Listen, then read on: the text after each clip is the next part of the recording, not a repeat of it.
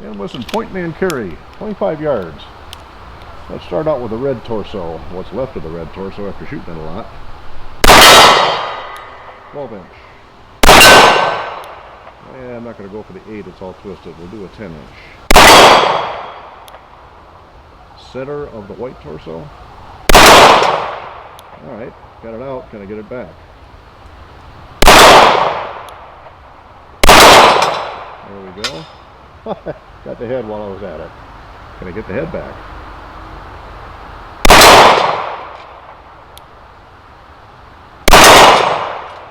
It works. Les Baer Stinger versus Dan Wesson Point Man Carry, or PMC for short. This is the great affordable 1911 series. How can a Les Baer ever be considered an affordable gun? Well, this one was. We buy used as much as we can, although the Point Man Carry we bought new. But this Les Baer we bought well used. It was made back in 2008. We bought it a couple of years ago. It was on the consignment shelf at Ann Arbor Arms. And it was marked down to a very good price. I'd been sitting there for a while, and of course I always try to drive a bargain, so we got this for actually our mid-range affordable price. The Point Man Carry, on the other hand, comes in with the manufacturer's suggested retail right at the top of our price range, but again, I managed to get a really good deal on a new one through a gun broker. And I've got about the same amount of money tied up in each one of these guns, a new Point Man Carry versus a used Les Baer, and they both fall into our affordable series. However, as we'll get to it in a little bit later in this video, this particular Les Baer had an issue, and it's not, I don't believe, the fault of Les Baer. That's why this is actually going to be part 15A of our series, because we never got a chance to complete our testing with this particular gun. It's going, at least the slide is going back to Les Baer, and once we get it back, we'll complete our testing on this, and we'll come back with part 15B. So let's take a look at these guns side by side. They're both steel frame. They'd be called a CCO type gun. It's an officer size frame with the smaller grip frame on it instead of full size, and it's got a commander length barrel, 4 1/4 inch barrel. Both steel. Difference is the Dan Wesson is in a polished stainless versus the black finish on the Les Baer. A lot of similarities on these, although the grips are certainly not similar. The grips on the Les Baer are basically a harder plastic, and the grips on the Dan Wesson are a nicely checkered wood and very attractive. Front straps are somewhat similar. Both are checkered. The Les Baer has, it feels like about 30 line per inch checkering. The Dan Wesson has 25 lines per inch checkering. And as long as we're on this part of the gun, there's another area that's a little bit different on this. You'll notice on the Dan Wesson, the trigger guard area is definitely undercut. The checkering doesn't come all the way up. In fact, there's one finger that barely gets any checkering at all, but I can still feel it a little bit. But I get a little bit higher grip on the Dan Wesson than I do on the Les Baer. Now the checkering on the Les Baer does come all the way up, although it's finer checkering, but the trigger guard is not quite as undercut. On the back of the gun, it's a little bit different also. They're checkered on the Dan Wesson and just striations on the Les Baer. But one other thing that is, to me, an important difference between these two guns, the Les Baer has the traditional flat mainspring or straight mainspring housing on it, and the Dan Wesson is what I like in an officer size frame. It's slightly rounded and just sits in the hand really nice. The straight cut on the mainspring housing does make it, I won't say it's less comfortable, but it doesn't seem to fit quite as well in my hand when you get to the officer size pistols. And by the way, both of these guns are unloaded. They have been safety checked prior to this filming. Let's see, as long as we're on the back of the gun, slight difference in the beaver tail grip safety. There is a speed bump or memory bump on the Les Baer. The Dan Wesson is straight. I haven't had any problems, even with a high grip, in deactivating the grip safety on this gun. One thing about the stainless gun is it does show fingerprints in a hurry. Mag wells, not a lot of difference. The Dan Wesson has a slight bevel to it. The Les Baer also has a slight bevel to it. Neither of them would be considered any kind of a speedy mag well. I haven't had any issues doing fairly quick reloads, although if I was to use either one of these in competition, I'd want something more pronounced in the way of a mag well. Let's see, sights are a little different on these. The Dan Wesson has a fiber optic front and a plain serrated back rear sight, and I happen to like the plain black sights. The fiber optic is nice as a quick pickup. However, it does make it much more difficult to get good accurate shooting at a distance. That particularly in the sunlight, that red fiber does have a tendency to jump out at me and make it more difficult to really get a pronounced light space on each side of the front sight when looking through the back notch. The Les Baer, on the other hand, has a high-def tritium front sight, and this is not standard with this gun. Again, this gun was made in 2008. These sights are aftermarket, and that's what brings up the problem. Now, the back is a U-notch. I really like the U-notch, although I'd rather it were a straight 8 type rather than the two night sights or night sight vials each side of that. But I like the wide U-notch on this particular gun. But here's where we had the accuracy problem with this gun. As we were shooting, the rear sight fell off, and that may have been the cause of some of the problems that we had with the not getting the accurate kind of group that we wanted at 25 yards, although it seemed to be at 15 yards, although it seemed to be relatively consistent. But as soon as we got to the plates, we got about 3 shots, and this sight drifted right off. Again, I don't fault Les Baer for this. The aftermarket sight was obviously not the right size for that dovetail, and you can even see, if you look real close here, there's 2 peen marks where it looks like somebody tried to peen over the notch a little bit to make this sight fit better, and that didn't work. So they were relying strictly on the tension from the set screw to hold this in place, and that's probably one reason that I got a good price on this gun used. I reached out to Les Baer, and they said send the slide back and they'll take care of it. I have every confidence in the world they're going to. Again, it's not their fault. I fully expect to pay for them to fix it. I did measure the dovetail in the rear, and it does seem that the dovetail is within specs, but it seems like the sight is not. So I'm confident they'll put the right sight in there and life will be good. This gun also was optioned with forward cocking serrations. The Stinger does not come standard with them. This gun was also optioned with no ambi safety. The Stinger in the catalog does have ambi safeties on it, so this was optioned with forward cocking serrations, no ambi safety, and that added to the price. In fact, the retail price on this is a little north of $2,600. The Dan Wesson Point Man Carry, no front cocking serrations. This is just a plain stock gun, catalog item. And on the slide, it's a plain Baer slide on the right. I like that. On the left, it just says PMC. That's it. There's nothing else. No billboard on the side of this advertising what it is. The Les Baer does say Baer Custom on the front. That's okay. It's a subtle roll mark. And on the left side, it does say 45 ACP. Totally unnecessary, but again, for what I paid for it, I'm not going to argue with it, because it does say that it is a Baer 45 match barrel on the top. That's all I need to know is I'd see it on the barrel. I don't need to see it on the slide also. The Dan Wesson is just a 45 ACP barrel, but it does say match on the side.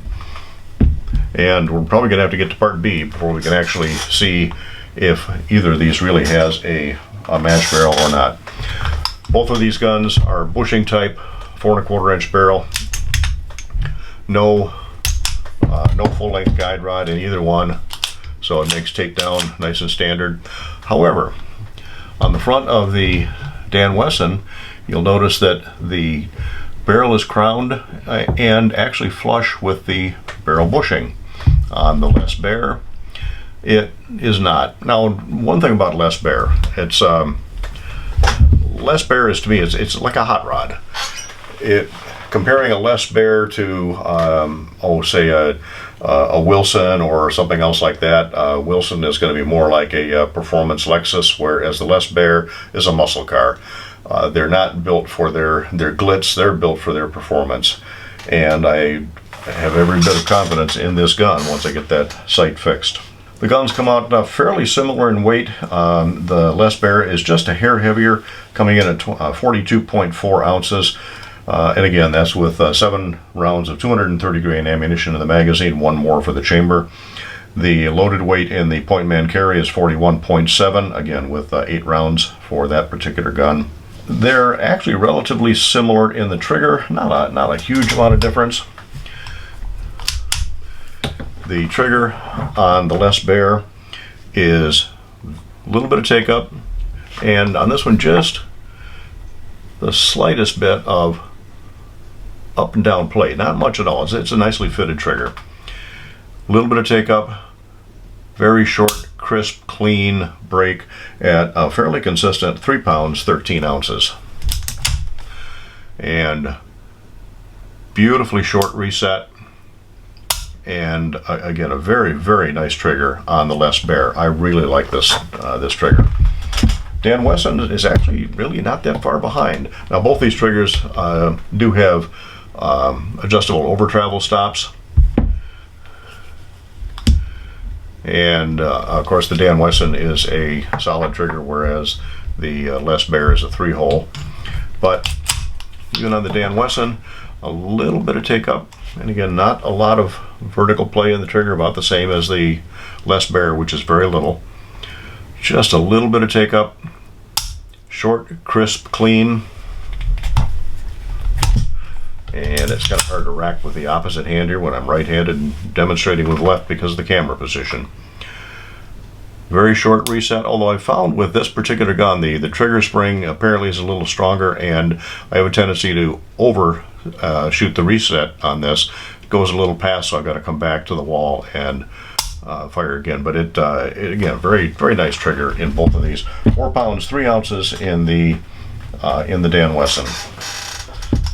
Fit and finish, again, on a custom gun like the Les Baer is I mean, it may be a production line. It's probably not one gunsmith like a Nighthawk, but it still is a very nicely fitted gun. Almost no movement between the slide and the frame, although I can feel just the slightest bit. The important part for me though is the barrel to slide fit, and I get no movement on this at all. So I'm trusting this is going to be an accurate gun when we actually do a chance to do a full range test with it. The Dan Wesson has literally no movement. In fact, if you go back to our other video on the problems we had with this Dan Wesson, out of the box it locked up after the 6th shot. It immediately went back to Dan Wesson. They fixed it, but the really tight tolerance on this, what they provided with, well, what they say is a preservative, not lube, looked like lube to me, but it obviously wasn't sufficient to withstand the heat of just 6 shots, and the stainless slide on the stainless frame ended up galling and locking up tight. To Dan Wesson's credit, they fixed it. I was without this gun for about 10 days, a really, really quick turnaround on it. They also replaced the barrel link and a couple other things. You have to go back to that video and get the details on that. But since getting it back, I've had no problems with it. There is absolutely no movement between the slide and the frame, but it still functions quite well. No movement between the barrel at all. And again, a very nice, smoothly functioning gun. Feels every bit as solid as the Les Baer. A little bit different in fit and finish on the back though. The Extractor to frame fit is one thing I look for in how well a gun is finished, and you can feel just a little bit of difference between the Extractor and the slide on the Dan Wesson. You can also, running my finger over the where the slide and the frame come together, I can feel just a little bit of a difference here, but it's nicely finished than a lot of it's nicer finished than a lot of other guns that I have. The Les Baer, on the other hand, has an almost flawless Extractor to slide fit, just very beautifully fit. Same thing with the frame to slide fit on this. A lot of attention was paid to that. I really appreciate that detail. Very, very nicely fitted. Safeties work just as positively on either gun. I can engage or disengage just as easily. In fact, the Dan Wesson is probably a little stiffer than the Les Baer, but then again, Les Baer is what, a 11-year-old gun that's had who knows how much down the pipe and how many times that safety's been activated. The guess is that Dan Wesson will free up a little bit once we shoot it more. So right now, I can't really give you a thumbs up or say one gun is better than the other until I get to spend a little more time on the range. I'm thinking that they're probably going to come out pretty comparable. And again, we're looking at a gun that retails for $1,597. You can pick them up generally, the PMC that is what we're talking about, the point man carry. You can generally pick these guns up for around the $1,200 to $1,300 bracket. The Les Baer optioned out as this one was is about 50% more, a little more than 50% more, at about $2,600. However, you can occasionally find a Les Baer right at the top end of our affordability matrix for the Great Affordable 1911 series. So we're going to have to do a part 2 on this. It'll be actually a part 13B, where we finally get a chance to ring these out on the range. I did shoot the PMC through the course of fire. I obviously haven't finished with the Les Baer. PMC ran just fine. Very, very happy with how that Dan Wesson shoots. I'm confident the Les Baer will shoot just as well. And when it comes down to making a decision on this, I got a hunch I'm going to be hard pressed to actually pick a winner. I like both of these guns. So stay tuned for part 15B. The Ranger version on this. Depends on how fast I can get the slide back from Les Baer. In the meantime, we appreciate your comments on this video. Drop your comments in the area below. If you want to comment on anything else, there's anything else you want to see that Riders Range will test or put side by side, drop us a line to our email at info@ridersrange.com. To see a complete list of the remaining videos in the Great Affordable 1911 series, go to ridersrange.com and check our playlist, see what's coming up when. As always, we appreciate any thumbs up. It just helps us to get a little more notice on YouTube. We certainly appreciate the subscribers. Tell your friends to subscribe. Try to build up the subscriber base. And click on notifications so you'll be notified of the next video. We're trying to publish one a week, and we hope to be able to keep up with that. So I do want to thank you for visiting Riders Range. Dan Wesson, point man carry, 45. Freedom, 230 grain ammunition, 50 yards. See how the silhouette does. This red fiber optic in the front really makes it difficult to get precise aim at this distance. Well, I've got the silhouette. Let's try the 12. Hanging 12.